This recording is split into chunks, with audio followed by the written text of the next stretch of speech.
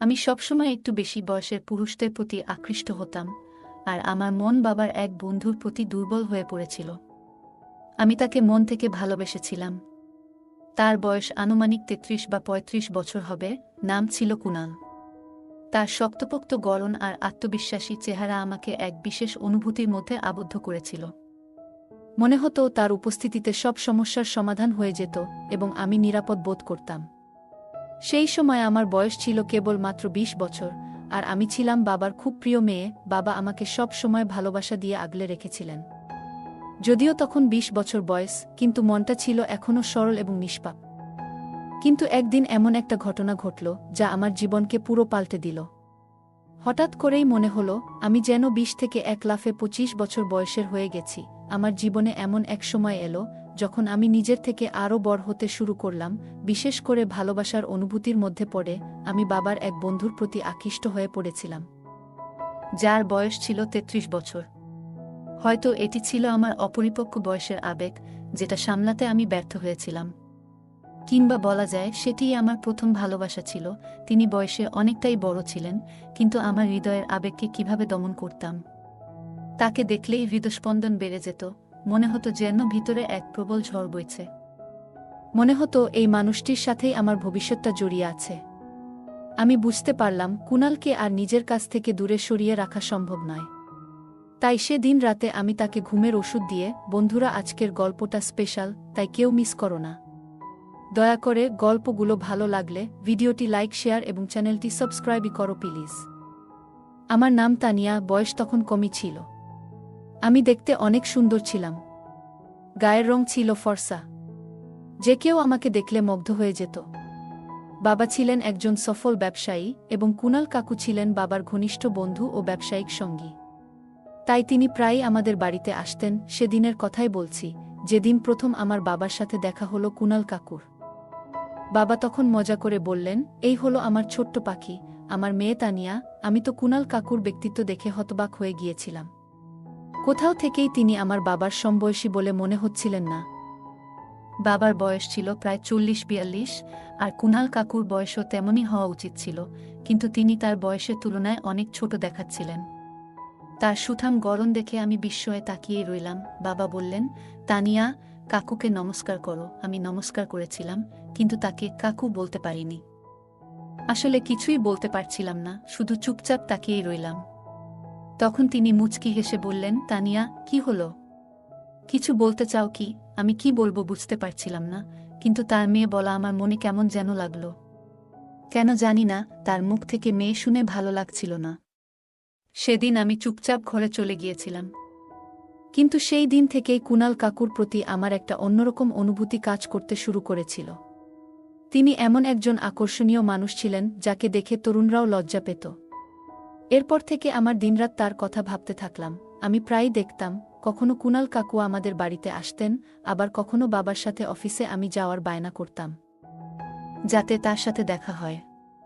নিজের এই অনুভূতির জন্য আমি নিজেই অবাক হতাম। ধীরে ধীরে নিজের প্রতি আরও বেশি মনোযোগ দিতে শুরু করলাম। কিন্তু তিনি যখনই আমাদের বাড়িতে আসতেন, খুব স্বাভাবিকভাবেই থাকতেন। বাবার সাথে কথায় ব্যস্ত থাকতেন, কাজ নিয়ে আমার দিকে তাকাতেনও না। যদিও আমি নানা অজুহাতে তার কাছে যাওয়ার চেষ্টা করতাম, কিন্তু তিনি সবসময় আমার পড়াশোনা নিয়ে কথা বলতেন। তার সেই আচরণ আমার একদমই ভালো লাগতো না। তিনি আমাকে ছোট বাচ্চার মতো ট্রিট করতেন। আমি মাঝে মাঝে সাজগোজ করে তার সামনে আসতাম, বিভিন্ন কথা বলতাম। তিনি আমাকে ছোট বাচ্চা মনে করে আমার কথাগুলোকে হাসি দিয়ে উড়িয়ে দিতেন। একদিন আমি খুব অস্থির ছিলাম, কারণ ৮ দিন হয়ে গিয়েছিল কিন্তু তার সাথে আমার দেখা হয়নি। তাই বাধ্য হয়ে আমি তার অফিসে চলে গেলাম। তিনি আমাকে দেখে বললেন, তুমি আমার কেবিনে বসে থাকো, না হলে বোর হয়ে যাবে। আমি তার কথামতো কেবিনে গিয়ে বসে পড়লাম। কিছুক্ষণ পর তিনি এলেন, আর তাকে দেখেই যেন আমার মন শান্ত হয়ে গেল। আমি চুপচাপ তাকে দেখতেই থাকলাম। তখন তিনি মুচকি হেসে বললেন, কি হলো তানিয়া, কোনো কাজে এসেছো নাকি? কি জন্য দেখা করতে এলে? কিন্তু আমি তার কোনো প্রশ্নের উত্তর না দিয়ে সরাসরি বললাম, আপনাকে আমার খুব ভালো লাগে। নিজের মনের কথাটা বলে দিলাম। আমি আমার মনের কথা জানিয়ে দিয়েছিলাম, কিন্তু মনে হলো তিনি হয়তো আমার কথার গভীরতা বুঝতে পারেননি। তিনি শুধু হেসে বললেন, তুমিও আমাকে খুব ভালো লাগো। তুমি খুব মিষ্টি, কথায় বলে মানুষের ভাষার চেয়ে তার ভঙ্গিমা অনেক কিছু বলে দেয়া। তখনই বুঝতে পেরেছিলাম তিনি আমার মনের কথা বুঝতে পারেননি এবং তার বলা কথাগুলিও কেবল আদরের ছিল, ভালোবাসার নয়। হয়তো তিনি আমাকে ছোট একটি মেয়ের মতোই দেখছিলেন, কিন্তু এই ছোট্ট মেয়েটি তার ভালোবাসায় পুরোপুরি মগ্ন হয়ে পড়েছিল। আমি তাকে বোঝাতে পারছিলাম না যে আমি তাকে কতটা ভালোবাসি, আমি যেন কোনো কিছুতেই আর পিছপা হতে চাইছিলাম না। একদিন এই কথা আমি আমার বাবার সাথে শেয়ার করলাম, কারণ বাবাই ছিলেন আমার জীবনে একমাত্র ভরসা। আমার মা বহু আগেই মারা গিয়েছিলেন, আমি বাবার একমাত্র মেয়ে ছিলাম, আর আজ পর্যন্ত তিনি আমার কোনো কথাই না করেননি। আমি যা চেয়েছি তিনি সবই করে দিয়েছেন। এমনকি আমি যদি আকাশের চাঁদও চাইতাম, মনে হয় সেটাও এনে দিতেন। কিন্তু সেদিন যখন আমি বাবাকে বললাম, বাবা, আমি আপনার বন্ধু কুনালকে পছন্দ করি এবং আমি তাকে বিয়ে করতে চাই, বাবার মুখ দেখে মনে হলো তিনি যেন অবাক হয়ে গেলেন। বিশ্বাস করতে পারছিলেন না যে আমি এমন কিছু বলেছি। আমার কথায় তিনি রেগে গিয়ে বললেন, তুমি কি মজা করছো? আমি জবাব দিলাম, না বাবা, আমি কোনো মজা করছি না। আমি সত্যিই কুনালের সাথে বিয়ে করতে চাই এবং তার সাথে সংসার করতে চাই। আমার এই কথা শুনে বাবা হতবাক হয়ে গেলেন, কারণ তার জীবনে আমি ছাড়া আর কেউ ছিল না। তিনি সবকিছুই আমার জন্য করতেন। যখন আপনার নিজের সন্তান এমন কিছু বলে যে সে তার জীবন শেষ করে দেবে, তখন একজন পিতার মন কিভাবে ভেঙে যায় তা আপনি কল্পনা করতে পারেন। তবুও বাবা আমাকে বোঝানোর চেষ্টা করলেন। তার মনে হলো হয়তো এটা আমার মাথায় সাময়িক একটা বাতিক, আমি আসলে এমন কিছু করব না। কিন্তু যখন আমি 2-3 দিন ধরে কিছু খাইনি, তখন একদিন আমি অজ্ঞান হয়ে গেলাম। বাবা তাড়াতাড়ি আমাকে ডাক্তার দেখাতে নিয়ে গেলেন। ডাক্তার বললেন, আপনার মেয়ের অবস্থা গুরুতর হতে পারে। আপনি কেন ওকে খাওয়াতে দিচ্ছেন না? তাকে খাওয়ানোর ব্যবস্থা করুন। এই কথা শোনার পর আমার বাবা খুবই চিন্তিত হয়ে পড়লেন এবং বুঝতে পারলেন যে ব্যাপারটা আসলেই গুরুতর। তিনি আমাকে একবার ভালো করে বোঝালেন, আরেকবার রাগ দেখিয়ে বললেন, তুমি যা সিদ্ধান্ত নিয়েছ সেটা একদমই ঠিক নয়। তোমার কি হয়েছে? কেন তুমি এত দূর পর্যন্ত পাগলামি করে ফেলছ? তোমার বয়স এখনো এসব বিষয়ের জন্য নয়। তুমি মাত্র 20 বছরের, আর এর মধ্যেই তুমি এসব ভালোবাসার বিষয়ে চিন্তা করতে শুরু করে দিয়েছ। বাবা আরও বললেন, ঠিক আছে, যদি তোমার বয়সের কারো কথা বলতে, তাহলে একটা কথা ছিল। কিন্তু তুমি যাকে নিয়ে কথা বলছো সে কুনাল, যার বয়স 33 বা 35 বছরের মতো। তার বয়স তোমার থেকে দ্বিগুণেরও বেশি। বাবা আমাকে বোঝাতে শুরু করলেন, কুনালের বয়স তোমার থেকে অনেক বেশি। তুমি কখনোই তার সঙ্গে সুখী হতে পারবে না। আমার তো মনে হচ্ছে তুমি একদম পাগল হয়ে গেছো। আমার চোখে জল এসে গিয়েছিল, আর আমি কাঁদতে কাঁদতে বললাম, বাবা, আমি কুনালকেই বিয়ে করতে চাই, ওর ছাড়া আমি বাঁচতে পারবো না। যদি আমার বিয়ে ওর সঙ্গে না করাও, তাহলে আমি কি করতে পারি তা তুমি নিজেই দেখতে পাবে। বাবা তখন ব্যাপারটা বোঝেন, কারণ তিনি জীবনের অনেক কিছু দেখেছেন। তিনি কুনাল কাকুকে সব খুলে বলেন, আর কুনালও খুব অবাক হলেন। তিনিও সরাসরি না করে দেন। কুনাল কাকু বলেন, তুমি কি বলছো? সে তো একেবারে ছোট মেয়ে, যদি আমার মেয়ে থাকতো তারও এই বয়স হতো। আমি কিভাবে ওকে আমার জীবনের সঙ্গী হিসেবে মেনে নিতে পারি? আমার তো মনে হচ্ছে তুমি আর তোমার মেয়ের ওপর দিয়ে কি ঝড় যাচ্ছে তা বুঝতে পারছো না। কেন তুমি এমন অসহায় অবস্থায় এসে পড়লে? বাবা তখন বলেন, অসহায় তো আমি হয়েই গেছি, তাই তোমার কাছে এসেছি। তুমি বুদ্ধিমান, পরিণত, তুমি এখন ওকে বিয়ে করে নাও। আমার মেয়ের জীবন বাঁচানোর জন্য তোমার সাহায্য চাইছি। হয়তো সময়ের সঙ্গে সঙ্গে ওর মাথা থেকে এই সব কিছু সরে যাবে। তখন তুমি চাইলে আলাদা হতে পারবে, আর আমি ওর বিয়ে কোনো উপযুক্ত ছেলের সঙ্গে দিয়ে দেব। কিন্তু তার আগে যদি ও নিজেকে কিছু করে বসে, কিছু করে ফেললে পরে আমি কি করব? মানুষ তো শুধু কথা বানাতে থাকে। এসব কিছু কার জন্য? কার জন্য আমি এত কিছু অর্জন করছি? যদি সেই বিশেষ মানুষটা এই পৃথিবী ছেড়ে চলে যায়, তাহলে আমার জীবনে কিছুই আর বাকি থাকবে না। আমার বাবার জন্য তার বন্ধুকে বুঝিয়ে রাজি করানো সহজ ছিল না, কিন্তু এবার ব্যাপারটা আমার বাবার কাছেও পৌঁছে গিয়েছিল। তাই তিনিই ছিলেন একমাত্র ব্যক্তি যিনি এটি করতে পারতেন। যাই হোক, কোনোভাবে আমার বাবা সেই বন্ধুকে রাজি করাতে সক্ষম হয়েছিলেন। সম্ভবত সেই বন্ধুটিও ভেবেছিল, যদি তার অস্বীকারে আমি বড় কোনো ভুল করে বসি, তাহলে সারা জীবন সে নিজেকে দোষী মনে করবে, কারণ তার জন্যই কারো জীবন শেষ হয়ে যেত। শেষ পর্যন্ত সে রাজি হল, আর আমার সঙ্গে তার বন্ধুত্ব আবার নতুন করে শুরু হলো, বিয়ে হয়ে গেল, আর আজ আমাদের বিবাহিত জীবনের প্রথম রাত। আমি নববধূর সাজে আমার ঘরে বসেছিলাম। কুণালও আমার বাবার মতোই ধনী ছিলেন, কারণ তিনি আমার বাবার ব্যবসার পার্টনার ছিলেন। তার আগে তিনি একবার বিয়ে করেছিলেন। তবে সেই সম্পর্ক 1 বছরের মধ্যেই শেষ হয়ে গিয়েছিল এবং তাদের কোনো সন্তানও হয়নি। যখন আমার বাবা আমাকে বিদায় দিচ্ছিলেন, তখন তিনি বলছিলেন, তুমি হয়তো সঠিক সিদ্ধান্ত নাওনি, কিন্তু মনে রেখো, তোমার জন্য আমি সবসময় আছি। যদি কোনোদিন তোমার মন বদলে যায় এবং এই সম্পর্ক থেকে বেরিয়ে আসতে চাও, তবে আমার কাছে ফিরে এসো। আমি জানতাম তিনি একজন পিতা, তার মনে অনেক কথা চলছিল। তবে আমি তাকে কি বলতাম? এখন আমি তো কুণালের সঙ্গেই আমার জীবন কাটানোর সিদ্ধান্ত নিয়েছি। কুণাল শুধু আমার স্বামী নয়, তিনি আমার জীবনের প্রধান আশ্রয় হয়ে উঠেছেন। আমি তো একজন নারী, এবং আমরা নারীরা আমাদের স্বামীদের ঘর থেকে শুধুমাত্র চূড়ান্ত বিদায়ী বের হই। আমার বয়স বেশি না হলেও আমি মনে মনে ঠিক করেছিলাম যে আমি কুণালকে খুশি রাখার সর্বোচ্চ চেষ্টা করব। একজন ভালো স্ত্রী হিসেবে নিজেকে প্রমাণ করব, যাতে তিনি একদিন বুঝতে পারেন যে আমাকে বিয়ে করার সিদ্ধান্ত সঠিক ছিল। সে ভেবেছিল এই সিদ্ধান্তটাই তার জীবনের সবচেয়ে সঠিক হবে। আমি কুণালের অপেক্ষায় ছিলাম, মনের মধ্যে নানা রকম স্বপ্ন আর আশার জাল বুনে। তাকে ভাবলেই আমার ভিতরে এক অদ্ভুত রোমাঞ্চের অনুভূতি তৈরি হতো। হৃদয়ের ধুকপুকানি যেন থামছিল না। কিন্তু বিয়ের প্রথম রাতেই এমন একটি ঘটনা ঘটল, যা আমাকে পুরোপুরি অবাক করে দিয়েছিল। যখন কুণাল ঘরে প্রবেশ করলেন, আমি সরে গিয়ে বসে তার দিকে তাকিয়েছিলাম, যেন প্রথম কথাটি শোনার অপেক্ষায়।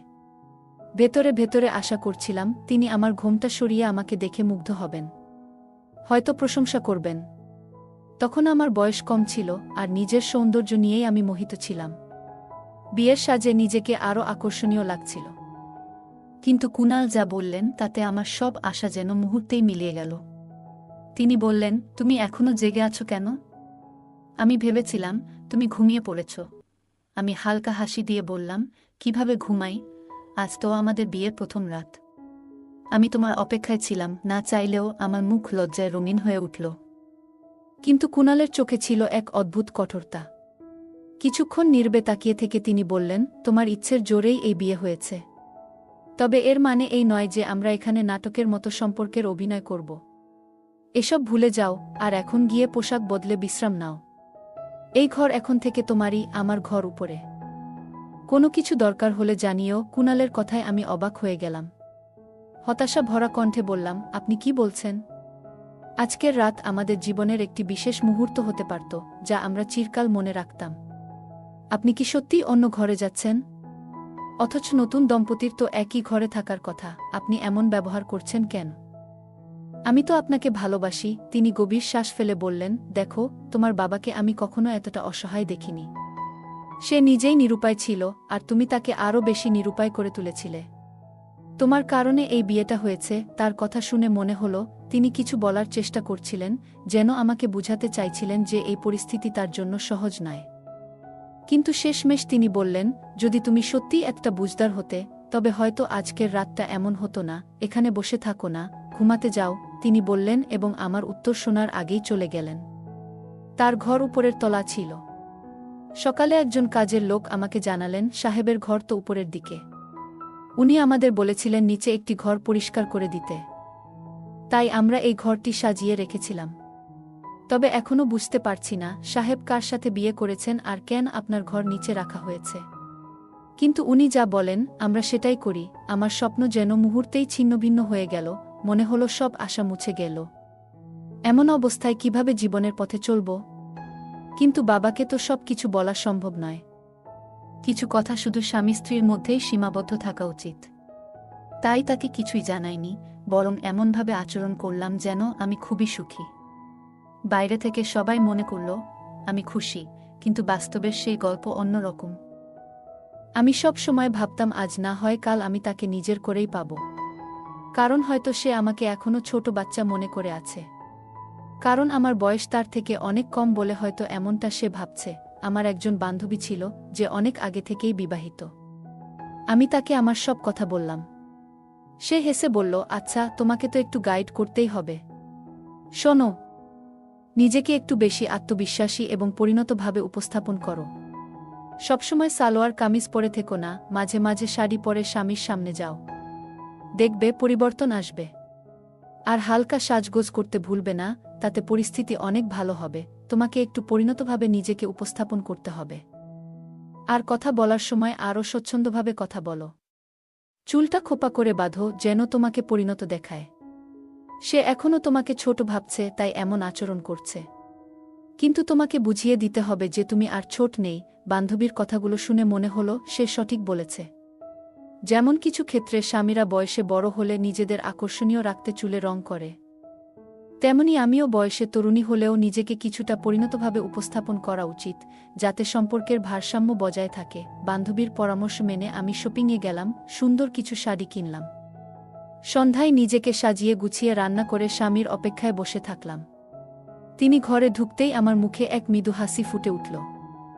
আমি বললাম, শুনুন, খাবার তৈরি আছে, আপনি হাতমুখ ধুয়ে নিন, তারপর আসুন, এসে খেতে বসুন। আমার এই কথায় তিনি কিছুটা বিস্মিত হয়েছিলেন।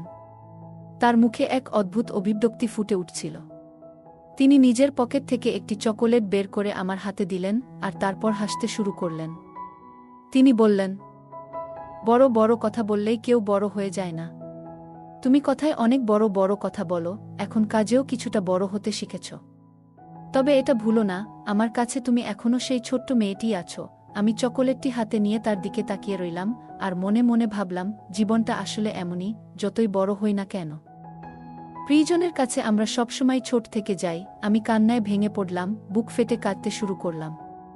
নিজের ঘরে এসে তাড়াতাড়ি চুলের খোপা খুলে দিলাম, শাড়িটাও বদলে ফেললাম। আয়নার সামনে দাঁড়িয়ে নিজেকে দেখতে লাগলাম আর ভাবছিলাম, ভালোবাসা কি সত্যিই এত বড় অপরাধ? সবাই তো বলে ভালোবাসা বয়সের হিসাব করে না, তাহলে আমি কি এমন ভুল করলাম যে এই মানুষটি আমার সাথে এমন আচরণ করছে? এই কষ্টের কথা কারো সাথে শেয়ার করতে পারছিলাম না, মনে হচ্ছিল আমি গভীর সমস্যায় পড়ে গেছি। নিজেকে নিয়ে কি করব সেটাই বুঝতে পারছিলাম না। একদিন তো সীমা ছাড়িয়ে গেল। আমি শুনতে পেলাম তিনি কারো সাথে ফোনে কথা বলছিলেন, আর সেই কথায় আমার নাম উঠে আসছিল। তিনি বলছিলেন, পুরোদমে শিশু মনে হয়, এমন কিছু কথা যা আমার আত্মবিশ্বাসকে ভেঙে দিচ্ছিল। সে তো একদম ছোট মেয়ের মতো আচরণ করে, তার চিন্তাভাবনাও শিশুর মতো। আমি কিভাবে তাকে আমার স্ত্রী হিসেবে মেনে নেব? এটা সবই তার বাবার জোরাজুরির ফল। না হলে আমি তার মেয়ের সাথে বিয়ে করতাম না। তার বাবা যদি আমার সাথে ব্যবসায়িক অংশীদারিত্ব ভেঙে দিত, তাহলে আমাদের নতুন প্রকল্প বন্ধ হয়ে যেত। তাই বাধ্য হয়ে আমাকে এই বিয়ে করতে হয়েছে। নিজের ইচ্ছেতে নয়, বরং পরিস্থিতির চাপে পড়ে এই সব কিছু করতে হলো। এই কথাগুলো শুনে আমার মনে হলো, তার বিয়ে করার কারণ ভালোবাসা নয়, বরং ব্যবসায়িক স্বার্থ ছিল। সে আমার বাবার সাথে নতুন ব্যবসায় শুরু করতে চেয়েছিল, তাই আমাকে বিয়ে করার সিদ্ধান্ত নিয়েছিল। আমার জন্য সে শুধু এক ধরনের দায়িত্ব মনে করত, একটি প্রয়োজনের মতো, যা তাকে পূরণ করতে হয়েছিল। বলা হয়, যখন আপনি যার সাথে ভালোবাসা করেন, তার সম্পর্কে খারাপ কিছু শুনেও আপনার ভালোবাসা শেষ হয় না। আমার ক্ষেত্রেও তাই হলো, ভালোবাসা মুছে যায়নি, কিন্তু বাস্তবতা সম্পর্কে আমার চোখ খুলে গিয়েছিল। আমি বুঝতে পেরেছিলাম, এই মানুষটি যেমন বাইরে থেকে দেখায়, ভিতরে তেমন নয়। সে আমার বাবাকে বলেছিল, আমি তোমার মেয়ের জীবন বাঁচানোর জন্যই তাকে বিয়ে করছি। না হলে তুমি নিজেই বলেছিলে যে সে নিজের ক্ষতি করতে পারে। কিন্তু আমার জন্য এটি একটি কঠিন সিদ্ধান্ত। আমার বাবা তখন তাকে প্রতিশ্রুতি দিয়েছিলেন, আমি সারা জীবন তোমার পাশে থাকব। সে আমার বাবাকে তার ঋণের ভারে চাপা দিতে চেয়েছিল, যেন বাবাকে তার দয়া দেখিয়ে যে কোনো সিদ্ধান্ত সহজেই মেনে নিতে বাধ্য করতে পারে। কিছুদিন পরেই আমি বুঝতে পারলাম যে নতুন ব্যবসায় সে নিজেকে ৭৫% মালিক বানিয়ে নিয়েছে এবং আমার বাবাকে মাত্র ২৫% দিয়েছে। কারণ হিসেবে বলেছে, এখন তো আমি তোমার জামাই, এটা ঘরের ব্যাপার। আমার হৃদয়ে তখনও কুণালের প্রতি ভালোবাসা ছিল, কিন্তু আমি বুঝতে পারছিলাম যে আমার ভালোবাসাকে এখন একটা সিদ্ধান্ত নিতে হবে। আমি সেই সিদ্ধান্ত নিয়েছিলাম। সেটা এমন ছিল যে যদি এখনই সবাইকে বলি, তবে সবাই অবাক হয়ে যাবে। একদিন আমি তার সামনে গিয়ে বসলাম এবং বললাম, আপনি কি সত্যিই আমাকে স্ত্রী হিসেবে মেনে নিতে রাজি আছেন? সে তো ব্যবসার লোক। আমার সুরেও যেন ব্যবসার ছাপ ছিল। সে হেসে বলল, এই প্রশ্নের উত্তর আমি কি দেয়ালে লিখে দেব? তুমি কি জানো না, এখন চলে যাও, যা খুশি করো, কিন্তু আমার জীবনের সাথে তোমার খেলা সম্ভব নয়। আমি বললাম, আমি আপনাকে একটি সুযোগ দিতে চাই। সে তখন বলল, সুযোগ? আমাদের সম্পর্কটা শুধু বাধ্যতার উপর দাঁড়িয়ে আছে, এর বেশি কিছু নয়, এবং কখনো হবে না। হয়তো তোমার মনে হয় আমি তোমার পছন্দের লোক হতে পারি, কিন্তু তোমার বয়স এখনো অনেক কম। তুমি কি ভাবো যে যদি তুমি কারো প্রতি ভালোবাসা অনুভব করো তবে সে তোমার প্রতি একইভাবে ভালোবাসা অনুভব করবে? এমন কোনো নিয়ম নেই যে সবাই তোমাকে ভালোবাসবেই। তুমি তোমার বাবাকে মানসিকভাবে চাপে ফেলেছিলে, আর তিনি আমাকে চাপে ফেলেছেন। এভাবেই তুমি আমার জীবনে ঢুকেছ। কিন্তু তুমি কখনোই আমাকে জয় করতে পারবে না। আমি তোমাকে কখনো স্ত্রী হিসেবে গ্রহণ করব না। আর তোমাকে এটুকুই বলবো যে তোমার মনে এমন কোনো কল্পনা আনো না। তোমার মতো মানুষ আমি অনেক দেখেছি।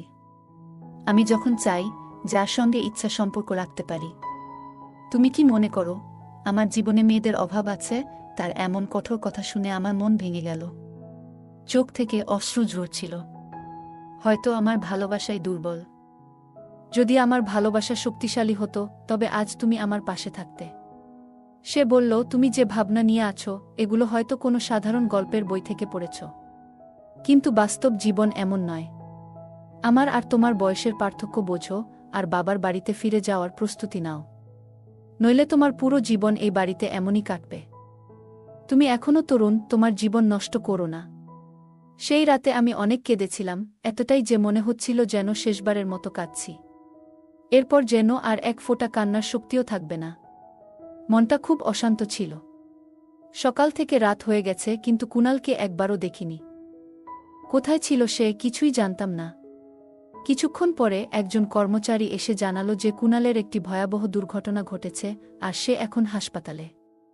এই খবর শুনে আমার বুকটা একেবারে ধক করে উঠল। আমি সঙ্গে সঙ্গে ছুটে গেলাম এবং গিয়ে দেখলাম ডাক্তার বললেন তার অবস্থা খুবই সংকটজনক। শরীরের অর্ধেকটাই অকার্যকর হয়ে গেছে।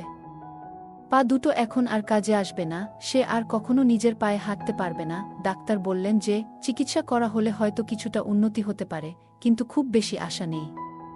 দুর্ঘটনা এতটাই গুরুতর ছিল যে পা দুটোতে খুব বেশি আঘাত লেগেছে। কুণালের অবস্থা দেখে আমি অঝরে কেঁদেছিলাম। কিছুদিন আমি হাসপাতালেই কাটালাম তার সঙ্গে। এরপর আমি তাকে বাড়ি নিয়ে এলাম, আমি নিজেই তার দেখাশোনা শুরু করলাম। আমি দিনরাত তার যত্ন নিতে ব্যস্ত হয়ে পড়লাম। কুণাল আমাকে এক অদ্ভুত দৃষ্টিতে দেখত, কিন্তু কিছু বলত না। আমি তার প্রতি ভালোবাসায় মগ্ন হয়ে গিয়েছিলাম, আর দিনরাত এক করে তার সেবায় লেগে থাকতাম। প্রতিদিন 2 থেকে 3 বার তার পায়ে মালিশ করতাম, আর তাকে ধরে হাঁটার চেষ্টা করাতাম। কুণাল কখনো আমাকে কিছু বলত না, কিন্তু মাঝে মাঝে তার চোখে জল চলে আসত, যা সে তাড়াতাড়ি লুকিয়ে ফেলত। প্রায় 6 মাস পর তার পায়ে একটু নড়াচড়া শুরু হয়।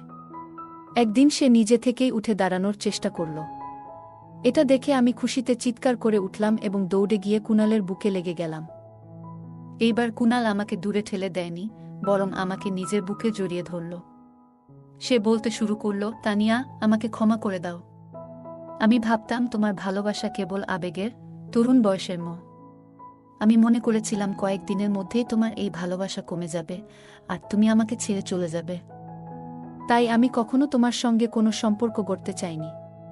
আমি ইচ্ছাকৃতভাবে তোমার মনে ভুল ধারণা তৈরি করার চেষ্টা করেছিলাম, যেন তুমি ভাবো আমার বিয়ে করার কারণ শুধুমাত্র তোমার বাবার সঙ্গে ব্যবসার উন্নতি। কিন্তু তবুও তুমি আমার প্রতি খারাপ মনোভাব পোষণ করনি। আমার কঠিন সময়েও তুমি পাশে ছিলে। তানিয়া, তোমার ভালোবাসার প্রতি আমি মুগ্ধ। এই কথা বলতে বলতে কুণাল আমার কপালে আলতো করে একটি চুমু দিল। এতদিনের পরিশ্রমে অবশেষে আমি সফল হলাম, কুণালের ভালোবাসা আমি অর্জন করলাম। কিন্তু কুণাল বেশি সময় দাঁড়িয়ে থাকতে পারল না, সে বিছানায় বসে পড়ল। তার পায়ে তখনও কিছুটা দুর্বলতা ছিল। ধীরে ধীরে আমার ভালোবাসা আর যত্ন কাজ করতে শুরু করল। একদিন কুণাল নিজে নিজেই উঠে দাঁড়ালো এবং হাঁটা শুরু করল। এটা দেখে আমি এতটাই আনন্দিত হলাম যে আমার চোখে জল এসে গেল। এমন পরিবর্তন দেখে ডাক্তাররাও অবাক হয়ে গেলেন। এখন কুণাল পুরোপুরি সুস্থ। সেই রাতের খাবার খাওয়ার পর আমি আমার ঘরে চলে যাচ্ছিলাম। হঠাৎ কুণাল আমার হাত ধরল এবং বলল, তানিয়া, এখন থেকে তোমার জায়গা ওখানে নয়, আমার ঘরে। তুমি আজ থেকে আমার ঘরে থাকবে। এই বলে সে আমার হাত ধরে আমাকে তার ঘরে নিয়ে গেল। ঘরে প্রবেশ করতেই দেখি তাজা গোলাপের সুগন্ধ আমার নাকে এলো। পুরো ঘরটি যেন নতুন বউয়ের মতো সাজানো ছিল। আমি অবাক হয়ে কুণালের দিকে তাকালাম। তার চোখে এক ধরনের গভীরতা ছিল, আর তার অভিপ্রায় বুঝে আমি লজ্জায় তার বুকে মুখ লুকিয়ে ফেললাম। সেও আমাকে তার বাহুতে জড়িয়ে নিল। সেই রাতে আমাদের জীবনের নতুন অধ্যায় শুরু হলো। বিয়ের 1 বছর পর কুনাল আমার ভালোবাসা গ্রহণ করল এবং আমাকে তার স্ত্রী হিসেবে সম্মান দিল। আমি কুনালের সঙ্গ পেয়ে অত্যন্ত আনন্দিত হলাম। ঘুমিয়ে থাকা কুনালের মুখে এক অদ্ভুত নির্দোষতার ছাপ ছিল। আমি তার মুখের দিকে তাকালাম, আর আমার হৃদয় ভালোবাসায় ভরে গেল। আমি নিজেকে প্রতিজ্ঞা করলাম সারা জীবন কুনালের পাশে থাকব এবং প্রার্থনা করলাম যেন প্রতিটি জন্মে কুনালের মতো একজন সঙ্গী পাই। গল্পটা কেমন লাগলো জানাতে ভুলবে না। আরও মজার মজার রোমান্টিক গল্প শুনতে চাইলে ভিডিওটি লাইক, শেয়ার এবং চ্যানেলটি সাবস্ক্রাইব করতে এবং বেল আইকনটি ক্লিক করতে ভুলবে না। ধন্যবাদ।